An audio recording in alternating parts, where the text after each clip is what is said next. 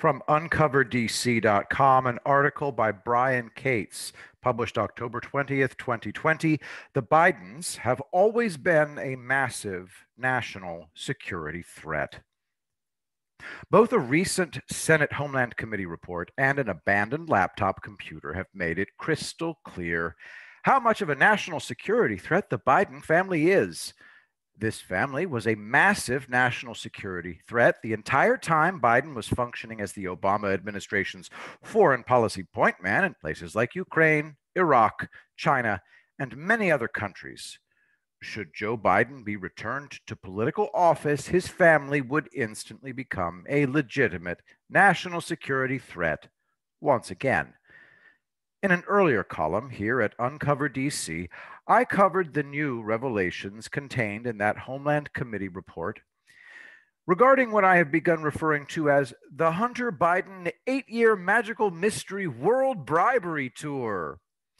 The magic involves the untold millions of dollars thrust into the younger Biden's hands from a variety of shady foreign countries, including the Chinese Communist Party government in China, corrupt Ukrainian oligarchs, and confirmed Putin associates in Russia. The mystery is exactly what Hunter Biden and his business partners were supposed to do in return for all of these millions of dollars. And yes, I am assuming all money did not change hands with no strings whatsoever attached. Although the dubious-looking business activities Hunter Biden was engaged in had garnered media attention for years, the Senate report contained much new information, including how Hunter had $3.5 million wired to him by the wife of the former mayor of Moscow, who is a well-known close associate of Russian President Vladimir Putin. The Senate report itself was bad enough, but now something new surfaced in the past week. An abandoned laptop computer that once belonged to Hunter Biden is the subject of an explosive report in the New York Post. It is becoming obvious from this emerging new evidence which family involved in the current presidential race has been taking massive amounts of foreign cash under the table and not even disclosing it. The Biden team response: hide. On Sunday morning, the Biden campaign announced that their candidate would not make any public appearances until the day of the scheduled debate with President Donald J. Trump. It is simply unheard of for a presidential campaign to call a 5-day lid at this point, with a mere 15 days to go until the election. I suspect the Biden camp is doing this because they know more damaging disclosures from the laptop are coming over the next few days. Had the damaging information on the abandoned laptop been limited to just a run-of-the-mill financial scandal, there would have been a chance for the fallout to have been limited. But this is not just a run-of-the-mill financial scandal with these massive amounts of Chinese, Ukrainian, and Russian money changing hands in the hundreds of millions. And it must be recognized that the addition of over 1,000 pages on the laptop that are said to depict both sexual and illegal acts instantly produce a double whammy effect that is going to make any attempt at containment futile. Biden's campaign refuses to say the emails are fake.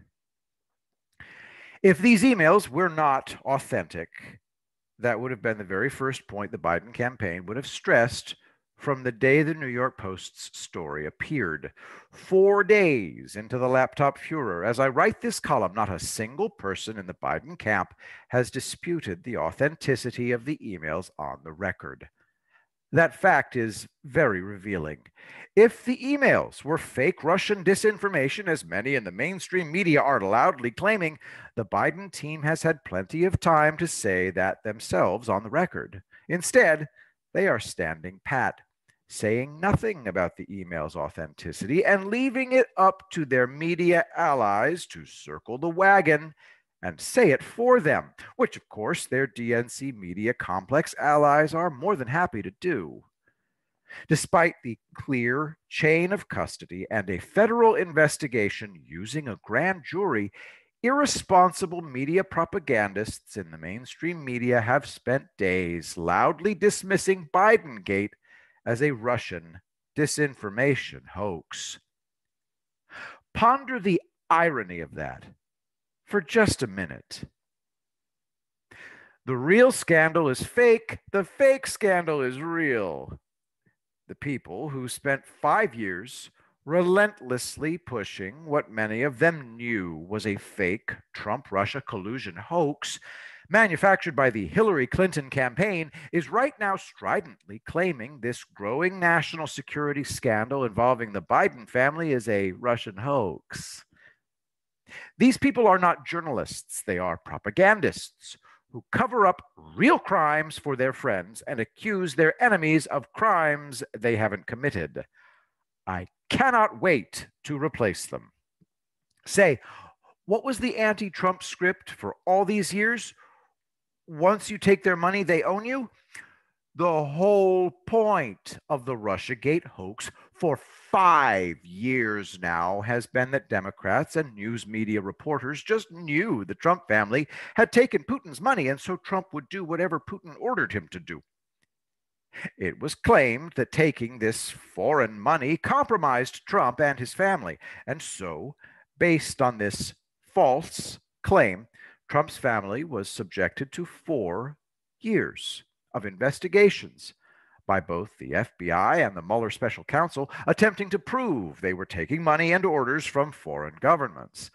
As just one example, here's a section in investigative reporter Paul Sperry's report where he details how Hunter Biden and his business partners brazenly looted an emergency fund of $130 million taxpayer dollars in order to help kickstart their own investment firm. Quote, Hunter co-founded the Rosemont Seneca Partners LLC investment firm 5 months after his father moved into the White House and incorporated it in his father's home state of Delaware, which has strict corporate secrecy rules. At the time, Obama had tapped Vice President Biden to oversee the recovery from the financial crisis. 3 weeks after Rosemont was incorporated, Hunter and his partners set up a subsidiary called Rosemont TALF and got $24 million in loans from the federal program known as the Term Asset-Backed Securities Loan Facility. TALF was designed to help bail out banks and auto lenders hit by the crisis. Within months, Rosemont had secured a total of $130 million from the program. Some of the government cash was then funneled into an investment fund incorporated in the Cayman Islands, SEC records show. Such offshore accounts are commonly used to evade taxes.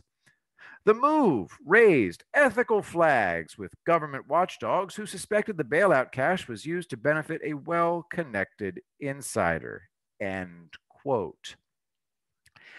Anybody without top political connections in D.C. that had tried this would have ended up in prison. Because a Biden was involved in this fraud, nothing happened, and everyone that could have stopped it looked away.